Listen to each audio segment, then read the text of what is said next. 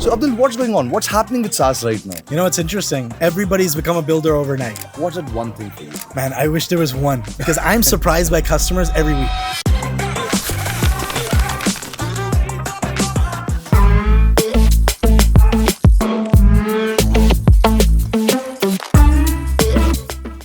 Hey, welcome to episode 6 of Cold to Close.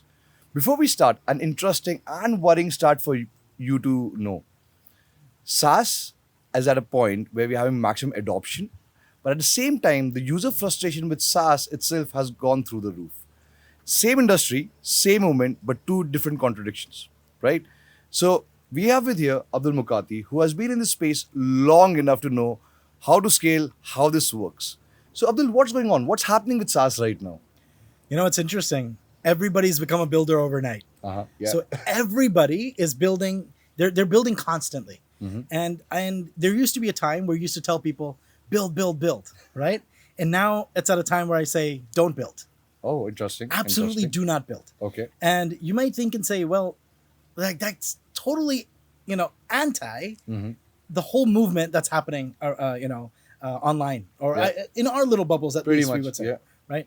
And I'm saying, don't build for the masses. You may build for yourself. Mm-hmm. So there's a difference in that. Okay. I think what people are thinking is like SaaS is dying, which may not be true. SaaS that was the bottom 60% that wasn't really needed, that is now being replaced by a simple script that you can write overnight. Yes, those SaaS are, the value add there wasn't there. So now those are internal tools or simple things that people can build. They're building them. Built for. So you're saying the playbook we used maybe 3 years back is not relevant today, Absolutely not. right? Hypothetical, you start a business today. What do you not do that you did 3 years back? I don't build. You don't build? I don't build at all. Can you please elaborate a bit more on that? Correct. Yeah. See, what would somebody do today right now is they would go build it and they would go put it on Twitter, go put it on everywhere else. What I believe in is the anti-MVP. Okay. Don't build the MVP at all. Mm-hmm. Go talk to whatever you think your ICP is. So whoever your ICP is, go talk to them, brand yourself as targeting that ICP, right? Go brand yourself as targeting that ICP and then go figure out do they truly have this problem or not? Is this truly the ICP that I should be focusing on? They'll tell you or not. This is the same thing we did right now too. Like this is exact formula. We built zero, nothing, absolutely zero. Talk to them, figured out if they had the problem. And when they said yes, we actually said, give us money. Before anything existed.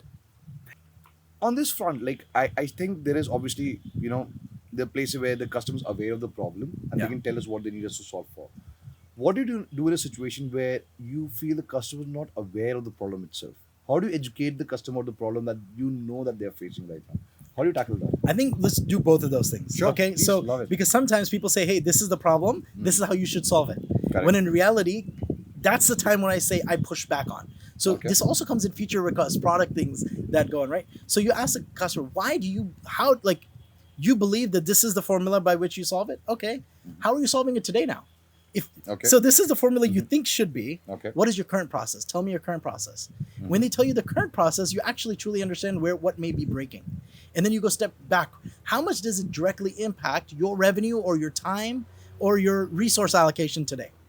So if it's not doing any of those three things, the ROI don't make sense. The ROI doesn't make sense, Yeah. right? So when we go all the way back, then we know, okay, does this direction that the customer say, does it really push us forward in the right way or not? Or can I actually maneuver it a little bit so it makes sense for both of us? Fantastic. Okay. And I think what was that? I think previously you The said other was how do you help them identify the problems that they don't realize they have, right? Yeah. How do you do that? when you know the whole process. And then the strategic way to figure out the process is like, hey, look, you're actually consulting, believe it or not. You're going backwards and saying, tell me a little bit more about how you do X and why you do X. Because not just how, like, what is the reasoning that you chose to do it this way?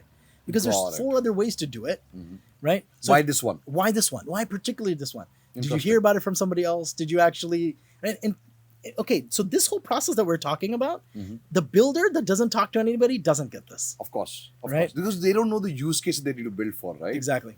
Interesting. Just out of curiosity, might be slightly off what you're discussing right now. How do you do the segregation between a single customer request to build something versus building something for the mass? How do you do that split? I think we always build for the masses. However, every single customer must feel like they are the only customer. That is our biggest rule. Our biggest rule is if you are a customer, you will never feel like there's anybody else but you. Fantastic. So Fantastic. and I know that sounds crazy for scaling. Uh-huh. It's an absolute nightmare when you try to scale. And the thing is, like, it's okay. It's okay to do things that don't scale, and you'll figure out ways to scale them.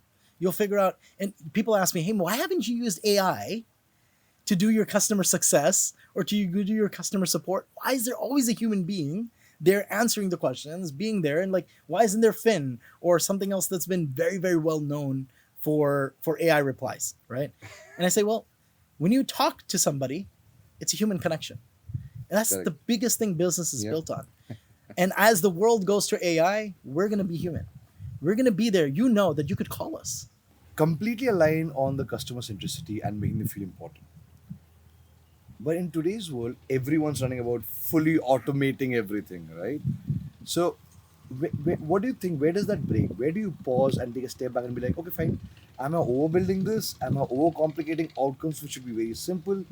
Or is this actually needed for the team to be building? So we had a customer that came and said, I need full automation on as soon as the reply comes in. I want to run a full automation all the way till they book everything. Okay. And I was like, okay, this is great. And I gave him an alpha version of whatever we had. They went and booked the meeting. All right, we told them don't run full automation, and then something broke. What happens is there was no buffers, there was no stopping the integration, there was no stopping AI, and it's good to use AI, but you have to figure out all the edge cases. What happens with engineering right now is, as engineers, you'd go build something, you'd figure out, look at edge cases, think about edge cases, go and try to run them in production, QA test them, then you'll push them out. What happens today is you build an agent to build it, you build 3 agents to QA test it, right? So, and you're like, okay, but man, that does break, because you're writing unnecessary code that is bloat, that now you have code bloat that you're going to deal 3 years later with, and you're going to have to rewrite everything, which people that are not engineers may not realize that. And I think it's what we did is we also realized at the reply side, we said, oh man, this is a problem. If we do full automation without having the full knowledge and full scope, we need a human in the loop. And not just on just drafting, replying, an actual human being. Yep.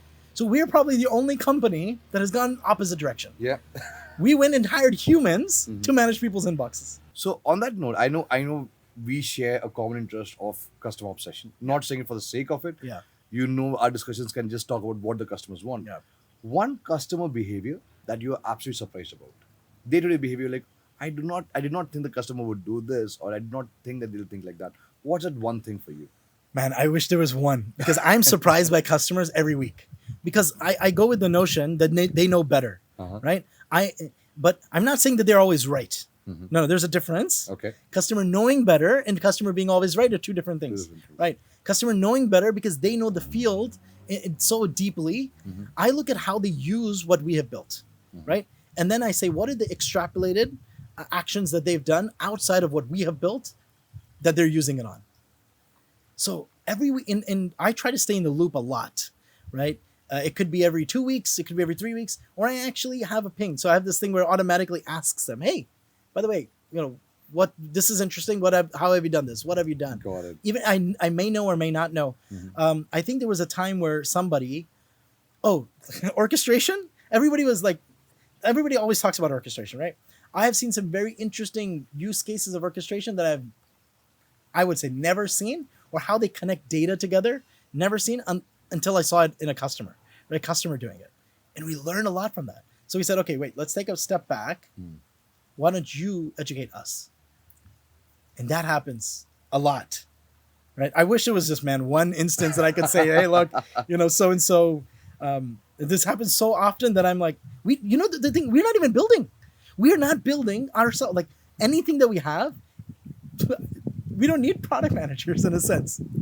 Customers they're the best product managers. Customers are the best ones. And I'm like, at this point, we just need, to make sure that we're having the right timelines and things in place. And that's about it. Fantastic. So Abdul, to maybe wrap up what we discussed, right? I think in SaaS, adoption is very high. Yeah. Trust is slow. The teams which are actually succeeding right now are who are building less, automating wisely, and actually focusing on outcomes and features. Yes. I think this is one of the most interesting podcast we have had on this series. Thank you so much for this. It Absolutely. was lovely, lovely having you. Thanks. And guys, in case you haven't already taken notes, please rewatch this. A lot of material for you to get out of this. A lot for us to learn as well. Thank you so much, Abdul. It was lovely having you. No, thanks so much for having me, guys. I appreciate it.